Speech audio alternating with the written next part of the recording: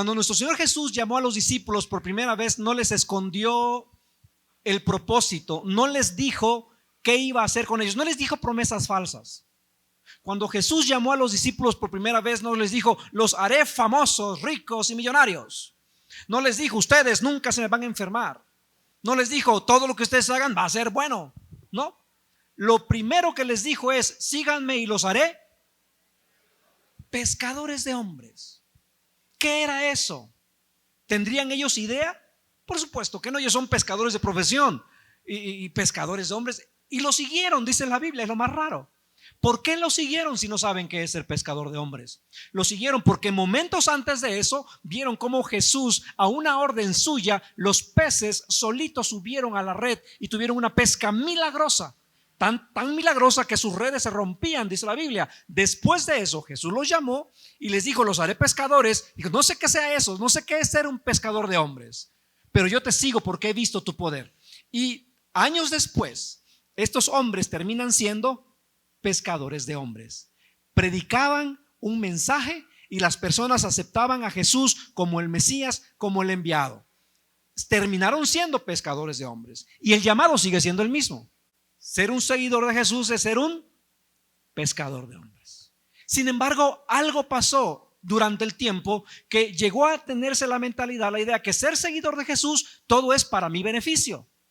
Si soy seguidor de Jesús, si creo en Jesucristo, si creo en Dios que envió a su Hijo Jesús por el perdón de mis pecados y es mi Salvador, entonces como hijo yo le puedo pedir todo. Y resumimos el evangelio a: Señor, bendíceme, ayúdame, sáname, dame. Y que Dios en su infinita misericordia hace muchas veces milagros sorprendentes, como hemos oído. Pero ¿es ese el llamado? ¿Es esa la razón de ser cristiano? ¿Qué beneficio tengo yo con ser cristiano en esta tierra? ¿O hay algo más? Si estos hombres no hubieran sido pescadores de hombres, tú y yo no estaríamos aquí, porque no hubieran pescado a nadie. Si estos hombres del primer siglo, esos 12 seguidores, 70 seguidores, 120 seguidores, no hubieran sido pescadores de hombres, no hubiera trascendido el cristianismo al primer siglo. Pero porque fueron pescadores de hombres. Ya vimos que en una ocasión Pedro y Juan, 50 y tantos días después que Jesús fue crucificado, fue puesto en la tumba y resucitó, más de 50 días después ellos van a Jerusalén, entran al templo delante de los líderes religiosos que mandaron a crucificar a Jesús y ponen a predicar el nombre de Jesús. Sanan a un hombre. ¿Recuerdan? Eso ya lo vimos hace unas semanas. Y los líderes le preguntan: ¿con qué poder? ¿Cómo hicieron esto? Y ellos dicen: en el poder o en el nombre de Jesús de Nazaret, a quienes ustedes crucificaron. Los hombres líderes del templo se enojan y les dicen: bueno, sigan haciendo, pero no mencionen el nombre de Jesús. Algo que actualmente es muy popular. Puedes hablar de Dios, el arquitecto del universo, el hacedor. Puedes hablar de, ¿qué otra palabra usan? Dios incluso. Como tú lo concibas, pero en el momento que mencionan Jesús, ya eres fanático, ya te lavaron el coco, ya eres un religioso. Y lo mismo dicen: habla de religión, pero no hables de Jesús. Y Pedro y Juan contestan. ¿Qué contestaron? No lo vamos a hacer, porque no podemos dejar de decir algo que yo creo. ¿Eso dijo? No. Voy a seguir predicando porque no puedo dejar de decir mi filosofía. ¿Eso dijeron? ¿Qué dijeron? No podemos dejar de predicar lo que hemos. ¿Por qué tenemos que compartir? Porque el cristianismo no está fundado en una creencia o en una filosofía, sino el cristianismo está cimentado en un evento histórico. Y la historia la aprendes a menos que te la narren. Nadie llega al conocimiento de la historia por la meditación. Nadie llega a Dios a través de la meditación. Puedes llegar a la certeza o a la idea de que hay un creador a través de la meditación. ¿Cómo se hicieron las cosas? El universo.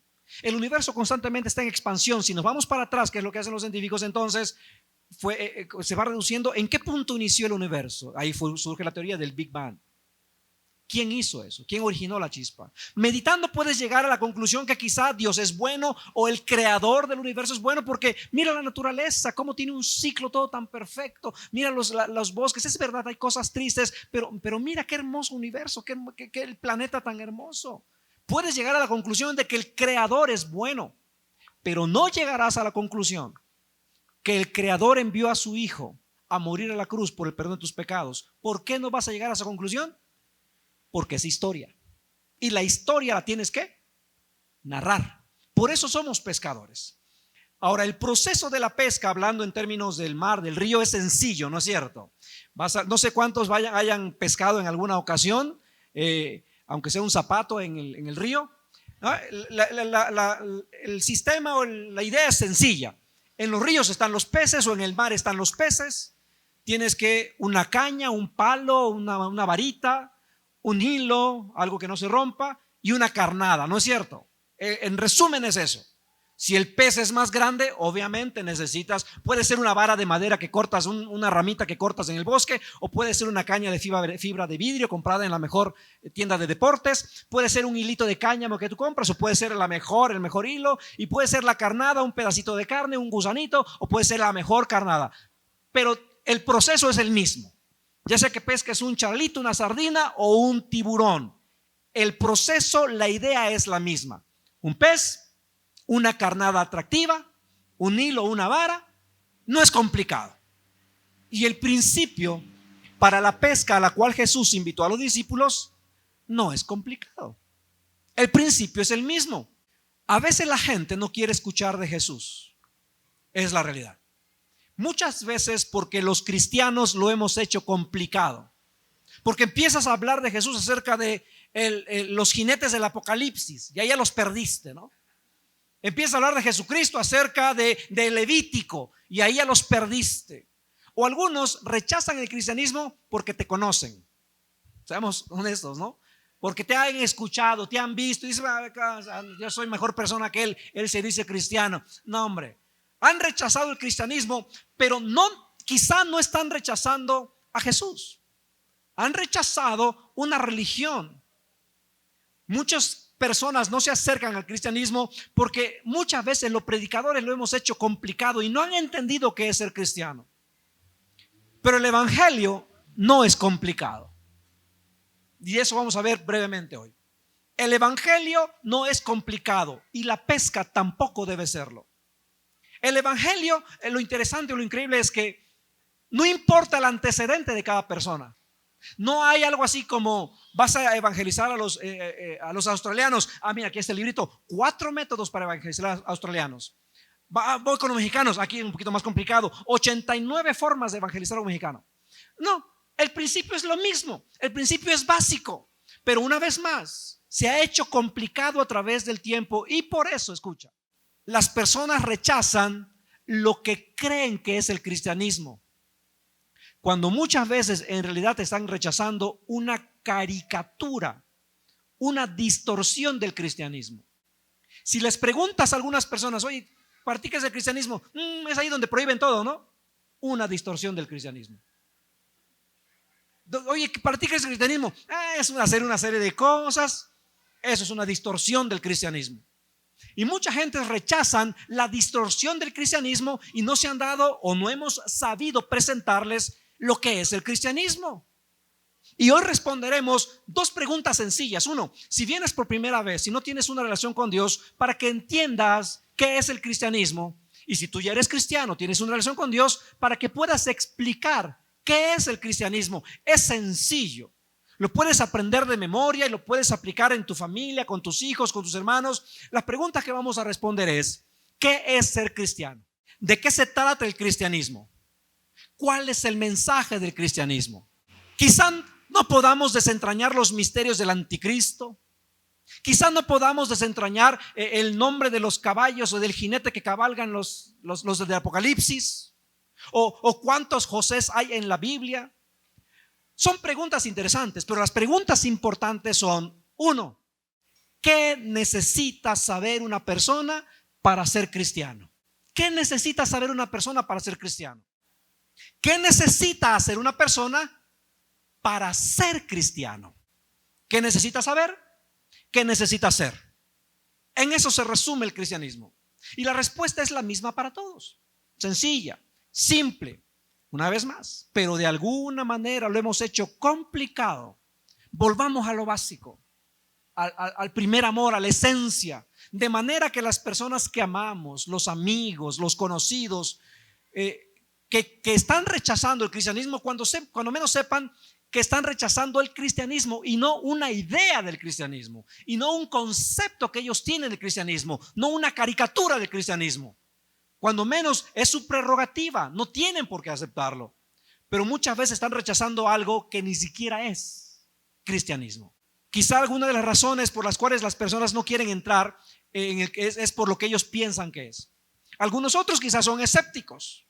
Algunos otros que quizás vengan a la iglesia por primera vez o porque los invitan a comer, o que a algún café o algún churro, vienen, pero no tienen interés en lo que es el cristianismo. Pero hoy vamos a verlo, vamos a desmenuzarlo. Tienes que saber qué es lo que rechazas. Cuando dices, yo no quiero ser cristiano, ¿qué es ser cristiano? ¿Qué es lo que estás rechazando? No, pues eso es donde prohíben todo. No estás rechazando el cristianismo. Es ahí donde ponen puras reglas. No estás rechazando el cristianismo. Estás rechazando una caricatura, lo que se convirtió en lo que algunos dicen que es el cristianismo, pero no es el cristianismo. Tienes que saber qué es lo que rechazas y no rechazando una idea equivocada. ¿Cuál crees que es el texto más famoso? El texto que aparece en los mundiales, en los conciertos. Hay un texto que aparece en las carreteras. ¿Cuál es? ¿Alguno tiene alguna idea cuál es el que ha visto más? Juan 3:16. Es el versículo quizá más popular. Juan 3:16. Estudiaremos este verso. Y estudiando este verso vas a poder explicar a tus amigos qué necesitas saber, qué necesitas hacer. Aquí está el mensaje importante. Empezaremos por aclarar algunas cosas que ya he mencionado ligeramente. ¿Qué no es ser cristiano? ¿Qué no es ser cristiano? Ir a la iglesia no me hace ser cristiano. A cualquier iglesia. A cualquier iglesia. Ir a la iglesia no es ser cristiano. No se trata de ir a la iglesia. Puedes ir a la iglesia toda tu vida y no ser cristiano. ¿Qué otra cosa no es? No se trata de seguir una serie de reglas o de ritos. No. Algunos piensan, no, es que hay puras reglas, puras cosas, mi vida es un desastre, yo no voy a poder hacer. No, ese no es un requisito para ser cristiano. O quizá ves a algunos cristianos que ya Dios ha hecho una transformación y los ves disciplinados, los ves con una vida cambiada y dicen, no, mi vida es un desastre. No, es que ahí van puro bien portado, ¿para qué voy? No, estás rechazando algo que no es el cristianismo. Repetir una oración tampoco te hace ser cristiano. No, es que yo hace ya 20 años repetí una oración y ya soy cristiano. Repetir una oración no te hace ser cristiano. Es más, en el Nuevo Testamento no hay ninguna referencia a orar para ser cristiano. No hay ni una referencia. No es repetir entonces una oración. Ahora escucha esto y espero que no me malinterpretas. Al final vamos a ir cerrando, pero escucha. No eres cristiano al hacer un pacto con Dios. No eres cristiano cuando tú haces un pacto con Dios, quizá de manera más correcta. No es cuando tú haces un compromiso. Y quizá alguno ya empezó a aclararse el panorama. Quizá alguno está diciendo, ¿a poco no es nada de eso entonces? No es nada de eso, efectivamente. Nada de eso te hace ser cristiano. Hemos confundido o hemos distorsionado el mensaje. Y si tienes dudas, quizás es porque lo hemos distorsionado, no has entendido el mensaje sencillo de salvación. El pasaje que veremos nos dice qué es ser cristiano. Juan 3:16. Vamos a orar. Padre, gracias por tu palabra. Háblanos, revélanos y que podamos ser hacedores en el nombre de Jesús. Amén. Empieza Juan 3:16. Porque tanto que amó Dios al mundo. Hasta ahí. La palabra importante en esta parte es amó. Entonces, lo primero que un cristiano o una persona necesita saber es que Dios amó al mundo, no al planeta, no al globo, te amó a ti.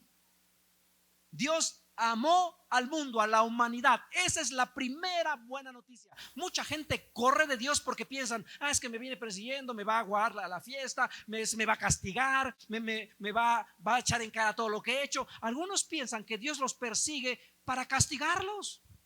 Te atrapé, rata inmunda. Y no es así. Dios nos viene persiguiendo, ¿por qué? Porque Dios te ama. Es lo primero que deben saber las personas.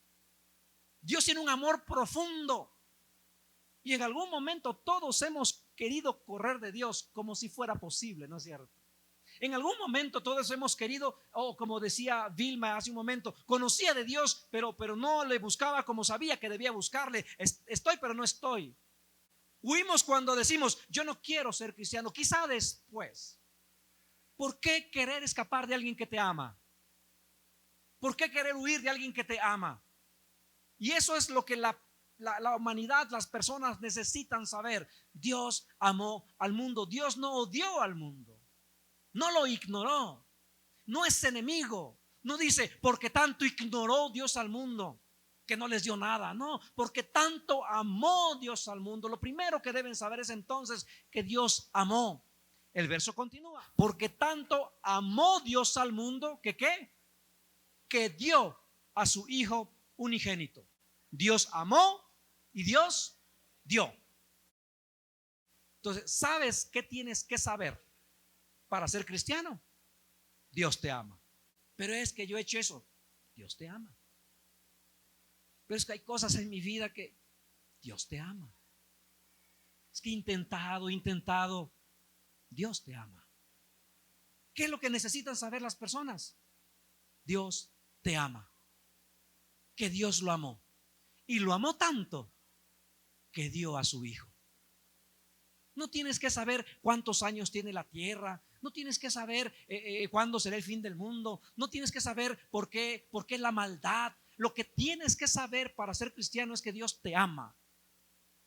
Te ama tanto que dio al mundo a su Hijo y lo envió a morir por nuestros pecados. Nos dio lo más preciado para Él.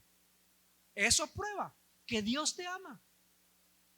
Eso prueba que Dios no te persigue para castigarte, para apachurrarte, para hacerte la vida miserable. Los que tenemos hijos, ¿alguna vez tu hijo corrió queriendo jugar, pero corrió hacia la calle o hacia la banqueta o hacia la puerta de la salida de la casa? ¿Y qué hiciste tú? Corriste tras él. ¿Para qué? Para salvarlo del peligro, ¿no es cierto? Y en ocasiones el niño, ¿qué hacía? Huía más, ¿no es cierto? Y ahí es donde salía la chancla, ¡plas! ¿No? Y mucha gente está así corriendo pensando que Dios quiere lastimarle, cuando Dios corre detrás de ti porque te ama. Dios amó al mundo y dio a su Hijo. Es todo lo que necesitan saber para ser cristiano. Oye, pero ¿y qué para ser cristiano? Esto es lo importante. Pero ¿y los 10 mandamientos? Para ser cristiano necesitan saber que Dios los ama. Oye, pero ¿y todas las cosas? No, para ser cristiano, la Biblia lo dice, no lo digo yo. Lo que necesitan saber es que Dios les ama. Dios amó al mundo y dio a su Hijo. Ahora, ¿y qué con mis amigos que no creen eso? Está bien, es su decisión, pero deben saber que lo que están rechazando es a Dios, que lo ama y que envió a su Hijo por amor a Él. No, es que yo no acepto porque yo no creo en eso, porque conozco muchas personas. Es que para ser cristiano no tienes que ver a todos los que van ahí con una vida como tú quieres verla. Eso no es ser cristiano. Es que yo no voy porque yo conocí a alguien que le presté y me estafó. Bueno, es que para ser cristiano no tiene alguien que se dice cristiano, no tiene que ser cumplidor con su palabra, porque no es él el que dice su palabra, es Dios. Entonces, está bien, si tú decides rechazar a Dios que te ama porque aquel fulano te pidió prestado y no te pagó, o sea, dijera, ¿qué tiene que ver el gimnasio con la magnesia? ¿No? Pero no tiene nada que ver, pero es tu decisión. Si rechazas el amor de Dios porque conoces unos cristianos hipócritas, ¿qué tiene que ver? Pero es tu decisión, porque Dios te sigue amando y Él envió a su Hijo a morir por ti. El que cree en Jesús como Hijo de Dios no se pierde, no perece.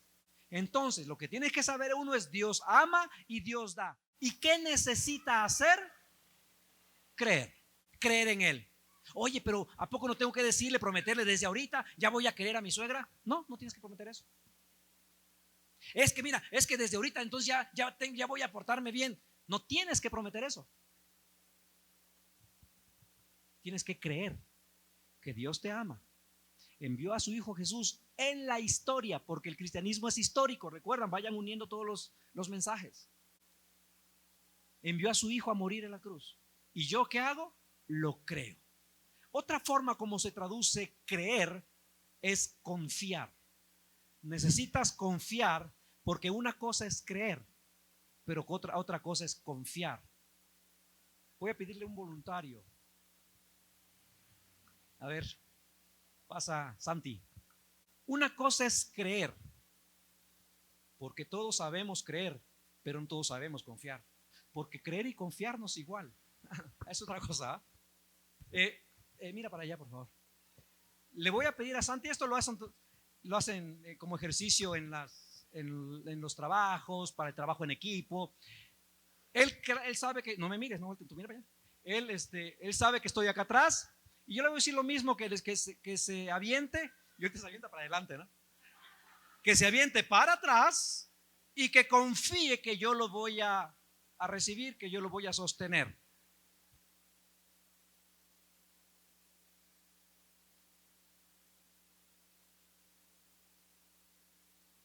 Un aplauso para Santi.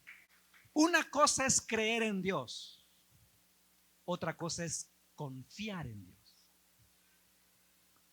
Una cosa es creer que Él existe, creador de todo, pero otra cosa es creer cuando Él me dice que todo va a estar bien. Una cosa es creer que Él es creador, pero otra cosa es creerle que Él será mi sanador, mi proveedor. Una cosa es creer y otra cosa es confiar, aún cuando las circunstancias van de manera contraria a como creo que deben ir. Creer en Él entonces es descansar en Él. Creer en Él entonces es saber que mi destino eterno está seguro. ¿Qué necesitas saber? Dios amó y Dios dio. ¿Qué necesitas hacer? Creer en Él. Eso es el cristianismo, confiar en Él. Eso es el cristianismo. ¿Qué necesitan saber los que no son cristianos? Dios amó y Dios dio. Dios los ama y Dios les dio a su Hijo. ¿Qué necesitan hacer? Creer, confiar en Él. A ver, entonces ser cristiano no es un compromiso, no es un pacto que yo tengo que hacer. No se trata de prometer, se trata de recibir. ¿Puedes hacerle promesas a Dios? Por supuesto que sí, pero no para salvación. Si me salvas, entonces yo te prometo, porque no es eso. ¿Puedo hacer un pacto con Dios? Puedes hacer pactos con Dios, pero no para salvación.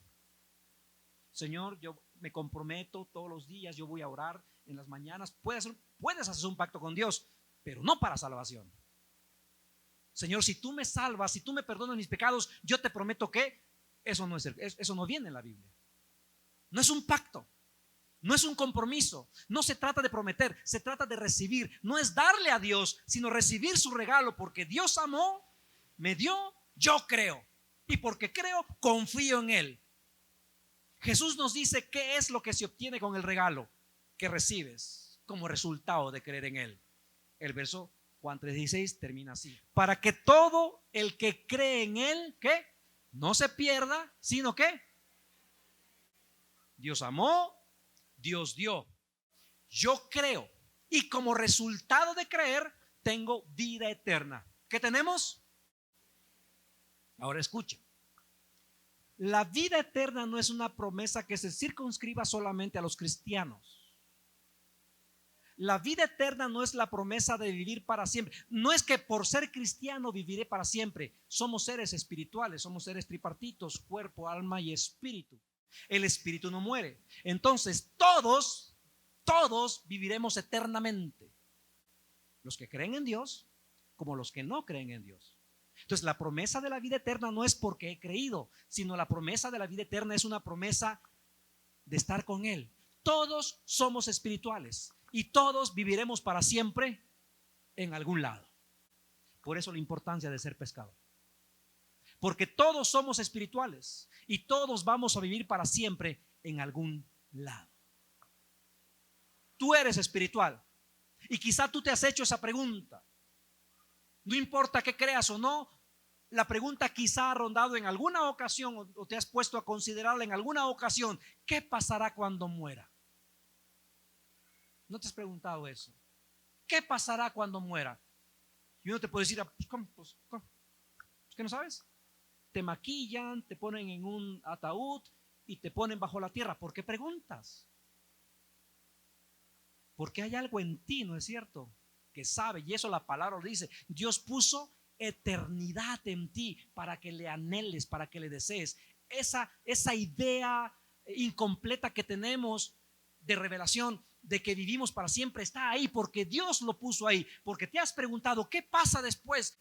Y los que no son cristianos se hacen esa pregunta: ¿qué pasa al morir?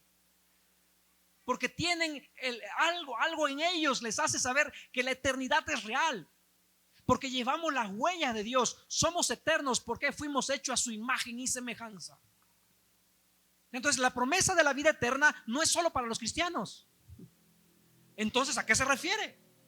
La promesa de lo que Dios nos da es que Él pone, al poner nuestra fe en Jesús, no es la promesa de vivir para siempre. Ya lo dije, todos vivimos para siempre. La promesa que recibes es la vida de Jesús, una nueva vida que se traduce en una nueva relación con Dios. Se te da la justicia de Dios, de tal manera que puedas pasar la eternidad junto a Dios.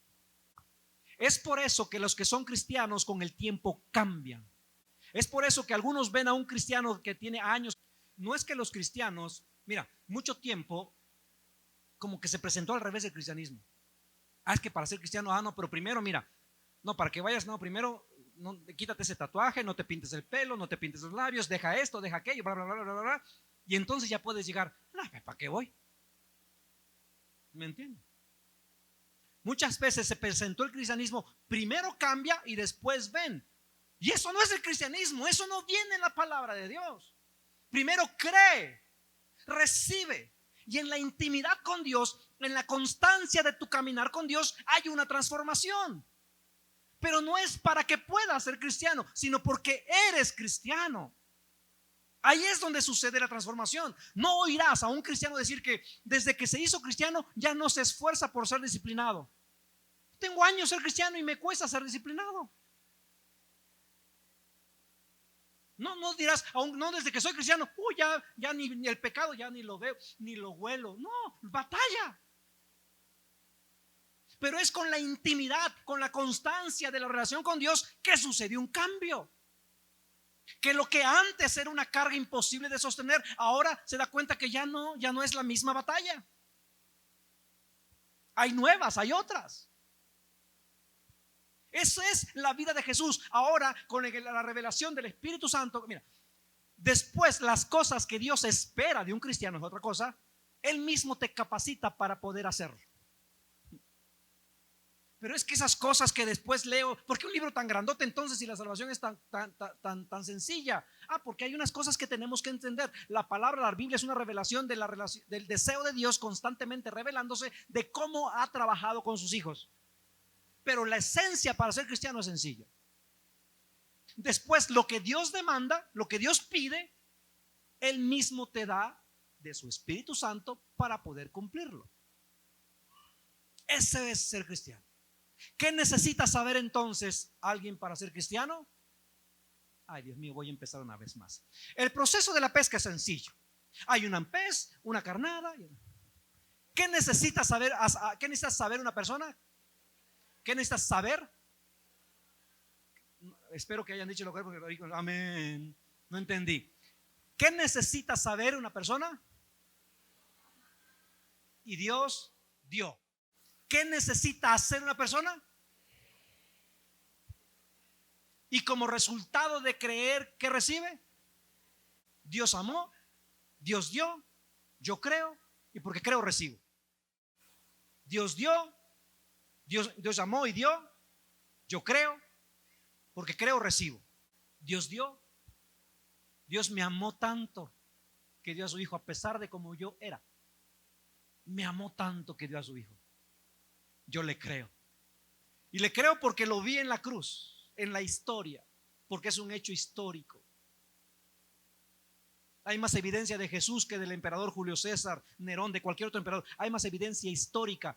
En excavaciones continúan encontrando tablillas, papiros con testimonios de Jesús, porque es histórico,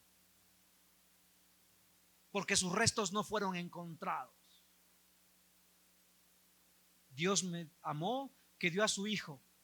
Yo lo creo, y como regalo, porque lo creo, me da la vida eterna con él. Quizá digas, ¿a poco así de fácil? Entonces, ¿por qué un libro tan grande como la Biblia? ¿Por qué no nada más dejó una notita y ya resumido? ¿No? Por eso hay mucha confusión con tantas letras. Quizá digas, yo leí Levíticos y pensé que era de cumplir de cambiar la dieta. Yo leí Apocalipsis y me dio miedo, pensé que era imposible. Leí a Pablo y no entendí nada. Por eso la confusión. ¿Cómo es posible entonces que una verdad tan sencilla y una Biblia tan grande? La razón por la que tenemos la Biblia no es para confundirlos. La Biblia es un testimonio histórico de cientos y cientos de años de Dios amando al mundo. Primero, a través del pueblo que lo puso como ejemplo para que los demás vieran cómo es una relación con Él. ¿Qué es la Biblia? Es el desarrollo histórico de Dios amando a su pueblo Israel como un ejemplo de cómo Dios ama a toda la humanidad. Y después es el testimonio de Jesús en esta tierra a través de los evangelios. Y después es el testimonio histórico de lo que pasó cuando Jesús fue al Padre y el surgimiento de la iglesia. Eso vimos la semana pasada, recuerdan. Quizá la Biblia, ahora escuchen, quizá la Biblia en algunas partes de Levítico, Deuteronomio, al Apocalipsis, Daniel, quizá la Biblia en algunas partes sea complicada, pero la salvación no es. Quizá la Biblia en algunas partes tengas que estudiar profundamente, pero para entender el proceso de salvación, eso no es complicado. ¿Qué tiene que saber una persona? Que Dios le ama y le amó tanto que dio a su hijo. ¿Qué tiene que hacer? Confiar, creer que en la cruz del Calvario murió Jesús por el perdón de sus pecados. Y al creer, por creer, recibe el regalo más hermoso, el regalo de la vida eterna y el regalo de Jesucristo a través del Espíritu Santo en su vida, que le ayuda a transformar su día a día. Continúa Juan 3:17. Dios no envió a su hijo al mundo para condenar al mundo. ¿Sabes por qué Dios no envió a su hijo a condenar al mundo? Porque el mundo ya estaba condenado. No serían buenas nuevas. Si Jesús hubiera llegado y les hubiera dicho, hey, van hacia un desastre, el mundo, pues lo sabemos, mira las guerras, mira, y actualmente estamos igual. Si lees las noticias, ves los periódicos, tú te das cuenta o tienes una idea o puedes percibir que el mundo está mal, ¿no es cierto? El incendio en el Amazonas, muchos aquí de Oaxaca, ¿no? Ay, salvemos el Amazonas, los pulmones, y no hacen nada por el Atoyac, pero esa es otra historia. Estás viendo el Amazonas, el ciclón que se está formando en el Pacífico, los tiroteos que hay constantemente en los Estados Unidos, los ríos desbordándose, los terremotos en Indonesia, en Nepal. Bueno, me paro frente al espejo y veo mi cuerpo y digo, ay, este cuerpo, ¿a dónde va este cuerpo? El mundo está condenado. Si ves el desarrollo de la historia con el feminismo, he estado leyendo, es algo interesante como un fenómeno social, es algo temeroso como algo espiritual. Se aprobó el matrimonio igualitario, ¿no es cierto? ¿Saben cuál es el siguiente paso? En la antropología social ve el desarrollo de la problemática social y hace un pronóstico educado de a dónde va a llegar. ¿Y saben cuál es coincide en la mayoría y ya se está dando? El siguiente paso es, ¿cómo se dice? Autorizar, es legalizar la pedofilia. Es el siguiente paso. Por eso Dios no envió a su hijo a condenar al mundo, envió a salvar al mundo, porque el mundo está condenado. Tú y yo queremos cambiarlo, no lo vamos a poder cambiar. Un régimen político no lo va a cambiar. Un régimen económico no lo va a cambiar, porque es algo más profundo. Por eso Jesús llega y no condena al mundo. Dios no envió, el 3:17, no envió a su hijo al mundo para condenar al mundo, sino por medio de Dios no envió a su Hijo al mundo porque estuviera enojado, porque te quiere amargar la vida, porque te quiere quitar la diversión, te quiere salvar de la dirección que el mundo lleva a la condenación. Y lo envió porque te ama, te amó tan profundamente que envió a su Hijo. ¿Qué tengo que hacer? Creer que su amor se extiende hacia mi vida a través de la cruz del Calvario. Entonces, la realidad es que las personas no pasan la eternidad separadas de Dios por el pecado. El pecado no es problema. Ya hay solución para el pecado. Pedirle perdón a Jesús que murió en la cruz por tus pecados. Entonces, la gente no pasa la eternidad separada de Dios por el pecado porque hay solución. La gente pasa la eternidad separada de Dios porque no han creído en Él y no han recibido el regalo de la vida eterna. El pecado ya no es problema para Dios. Ya pagó por eso. Pero no todos reciben el regalo del perdón de sus pecados. ¿Qué tengo que hacer para ser cristiano entonces? ¿Tengo que hacer algo? ¿Tengo que portarme mejor? ¿Tengo que irme caminando de rodillas, de espalda, de cabeza, de manos? ¿Tengo que lacerarme la espalda? ¿Tengo que hacer una manda? ¿Qué tengo que hacer para lograr la vida eterna? ¿Tengo que intentar ser mejor? Yo voy a hacer mi mejor sacrificio para portarme bien en mis fuerzas y entonces para que Dios me acepte. Si así fuera, no son buenas noticias. ¿Quién puede cumplir la regla? Pero el Evangelio sí son buenas noticias.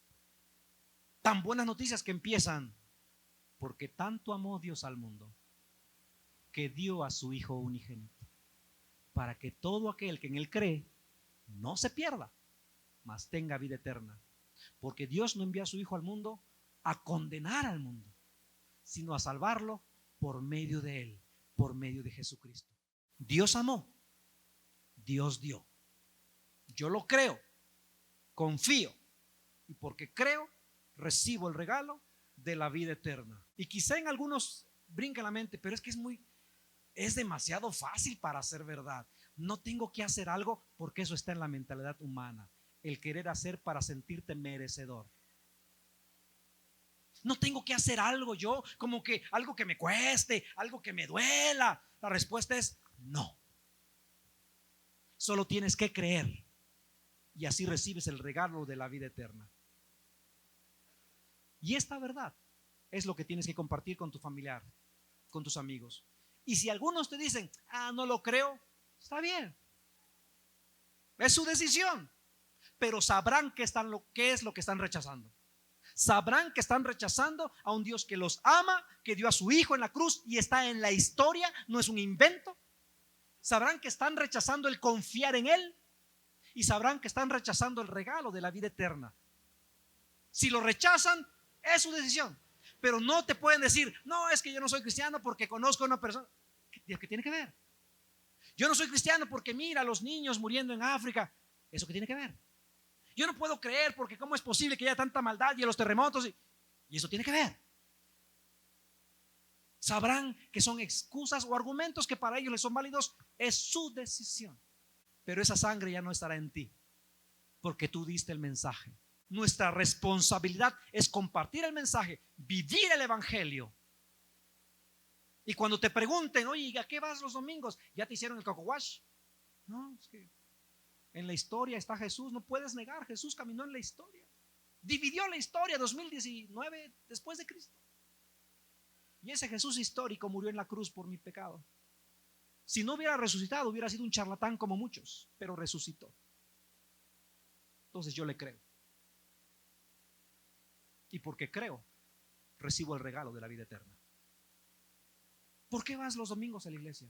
Porque Dios me amó, me dio a su Hijo, yo le creí y como consecuencia recibo la vida eterna. ¿Y entonces para qué vas los domingos? Porque ahí estudiamos una porción que nos enseña aplicaciones prácticas para la vida diaria. Dios amó, Dios dio, yo creo. Y porque creo, recibo el regalo de la vida eterna. El evangelio no es complicado, la salvación no es complicada.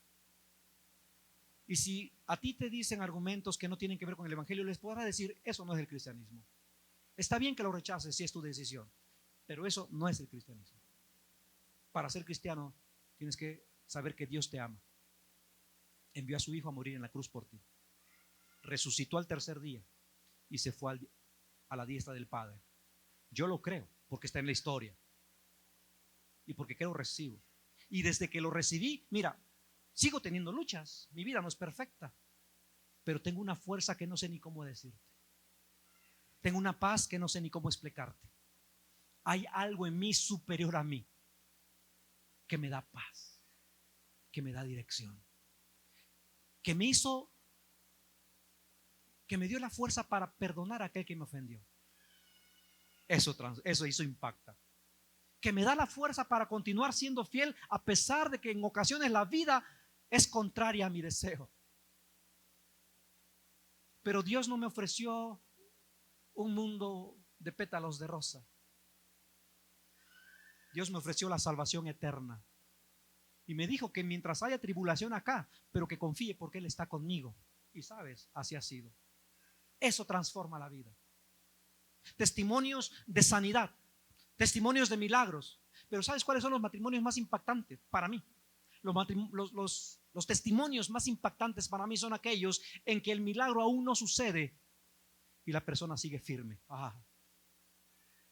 Cuando dicen oré y Dios no lo sanó, pero mi fe no se mueve porque Dios me amó. Ese es un testimonio para mí mucho más impactante, porque es más fácil adorar y alabar cuando el milagro se da. Pero cuando el milagro no se da, ¿cómo cuesta? ¿No es cierto? Y quienes aún a pesar de la aflicción dicen, sea el nombre de Dios glorificado, wow, ese es un testimonio que cambia vidas. Y es lo que tenemos que hacer, es lo que tenemos que decir. Y si vienes por primera vez, por segunda vez, o si has hecho de el ir a la iglesia un acto religioso, ya sabes que ir a la iglesia no te hace salvo. O si crees que cumpliendo ritos o haciendo promesas, entonces ya Dios, no es el cristianismo. Y si tu relación con Dios no es a través de Jesucristo, no le has pedido a Jesús perdón por tus pecados, ya sabemos que esta oración, la oración no te hace ser cristiano, pero es el inicio de una relación con Él. Y si hoy has entendido de qué se trata la salvación y quieres aceptar a Jesús como tu Salvador, no es para que hagas una promesa, te prometo que no. Solo recibe. Ahí en tu lugar cerramos nuestros ojos. Y si tú quieres hacer esta oración, te pido que en tu lugar levantes tu mano y la vuelvas a bajar para orar contigo. Amén. Amén. Gracias a Dios. Puedes bajar tu brazo. Puedes bajar tu mano. Y que le digas, Señor Jesús, gracias por amarme. Había escuchado tantas cosas de ser cristiano, pero hoy entiendo que tú me amas, que tú diste a tu Hijo para morir en la cruz por mis pecados. Yo te acepto como mi Salvador. Te abro mi corazón y que hagas en mí lo que solo tú puedes hacer, que transformes mi vida conforme a tu imagen. Gracias, amado Señor, porque tú eres fiel. Gracias, amado Dios. Ahora que cada día de mi vida tu Espíritu Santo haga en mí lo que tenga que hacer. En el nombre de Jesús. Amén.